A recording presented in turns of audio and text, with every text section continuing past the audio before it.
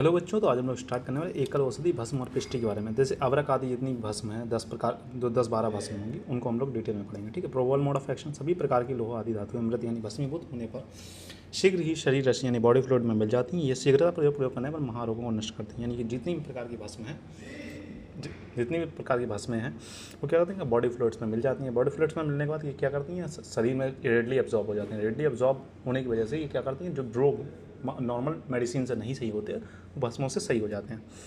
भस्मों के अभ्यास से कुछ दिन तक सेवन करने से या दृढ़ अर्थात रोग मुक्त शरीर या शरीर में रोग उत्पन्न नहीं होने देते तथा वृद्धावस्था भी रोकते हैं। मतलब अगर इन भस्मों का आप लगातार सेवन कर रहे हैं या कुछ दिनों तक आपने सेवन किया तो जो आपका बीमारी है वो तो ठीक हो जाएगा, साथ में आपको नए रोग भी नहीं होंगे। ठीक है। पुट से तैयार की हुई भस्म के क्या क्या गुण हैं, लघुता होगी, शीघ्र व्यापी होगी, जठरग्नि को दीप्त करेगी। यानी कि अगर आपने पुट द्वारा भस्म तैयार की है, नॉर्मल भस्म तैयार की है या पुट द्वारा भस्म तैयार की, तो लघुता उसमें मतलब हल्कापन होगा। ठीक है। शीघ्र व्यापी यानी रेडली एब्जॉर्बिंग, मतलब बॉडी में जल्दी एब्जॉर्ब हो जाएगी। ठीक है। ये जठरग्नि को दीप्त करती हैं। जठरग्नि मतलब यानी कि देखो, जब भी आदमी बीमार होता है तो अधिकतर उसे क्या होती है, उसकी जठरग्नि मंद हो जाती है। ठीक है। मेजर कारण मतलब जब भी तुम देखोगे कोई रोगी होगा तो उसे खाना पीना कम खाएगा, तो उसी को मतलब उसकी भूख को एक तरीके से बढ़ा देती है। अगर सामान्य भाषा में समझें, जठराग्नि की मंदता को दूर कर देती है, यानी खाने भूख को बढ़ा देती है।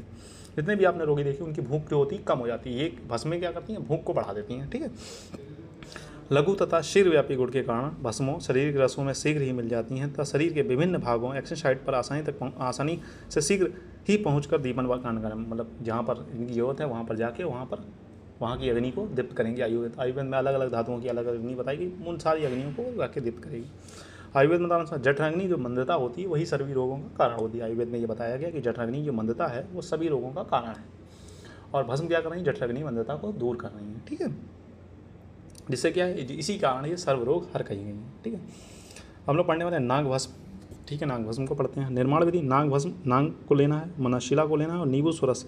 देखो, मर्दन करके आपको लघु पुट देना है 3 बार, तो क्या बन जाएगी, आपकी नाग भस्म बन गई। ठीक है। अब उसकी फार्मोडायनेमिक्स और फार्माकाइनेटिक्स पढ़ेंगे। तो फार्मोडायनेमिक्स और फार्माकाइनेटिक्स में आता है यहाँ पर रसपंचक। ठीक है। रसपंचक की बात करें तो रस क्या है, मधुर तिक्त है, गुड़ स्निग्ध है, वीर्य जो है वो उष्ण है, और विपाक जो है वो तिक्त है। ठीक है। और दोष कर्म है त्रिदोष शामक। मधुर तिक्त है तो विपाक क्या होगा, कटु होना चाहिए। ठीक है।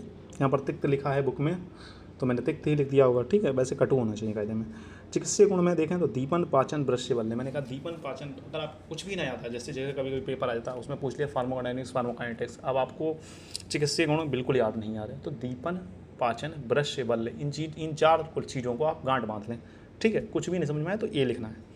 प्रमेय नाशक है और गर्भनाशक है। ठीक है। अगर ये याद हो सकते हैं, जो कोई कालेपन से याद किए हैं वो कंपलसरी हैं, मतलब उसके मतलब स्पेसिफिक पॉइंट है। इस तरीके से एमसीक्यू भी पूछ सकता है, तो इन्हें भी याद करना जरूरी है। अब किसी बच्चे को कुछ नहीं याद आ रहा एग्जाम के समय, वो भूल गया कि सर क्या बताए थे, दीपन पाचन ब्रश्य बल्ले, आप लिख सकते हैं। ठीक है। मात्रा बहुत जरूरी है, मात्रा क्योंकि एमसीक्यू में आएगी तो इसे नहीं छोड़ सकते आप। 1/4 से 1 रत्ती तक। ठीक है। अशुद्ध भस्म सेवन जन्य रोग, तो अग्निमंद, प्रमेह, कुष्ठ, गुल्म, अर्च और भगंदर रोग आपको हो जाएगा अगर आपने अशुद्ध भस्म का सेवन किया। अशुद्ध भस्म सेवन जन रोग के कुछ, देखो शुद्ध गंधक का अगर आप कुछ दिनों तक सेवन करते हैं, ये गंधक रसायन के रूप में भी है, तो ये सारी बीमारियाँ जो हुई हैं अशुद्ध भस्म सेवन जन से, ये सारी बीमारियाँ अपने आप शांत हो जाएंगी। रिसर्च अपडेट की बात, एंटी हाइपरग्लाइसीमिक इफेक्ट, मतलब एंटी हाइपरग्लाइसीमिक मतलब मधुमेह रोगों में इसका अच्छा प्रभाव देखा गया जब इस पर रिसर्च की। काल मर्यादा यानी कि आप इसे रोगानुसार, मतलब जिस रोग में जिस हिसाब से रोग हो उस हिसाब से आप इसका इस्तेमाल कर सकते हैं। ठीक है बच्चों, तब तक के लिए इतना ही, मिलते हैं नेक्स्ट लेक्चर में। तब तक के लिए हैव अ नाइस डे। पढ़ते रहें, मस्त रहें।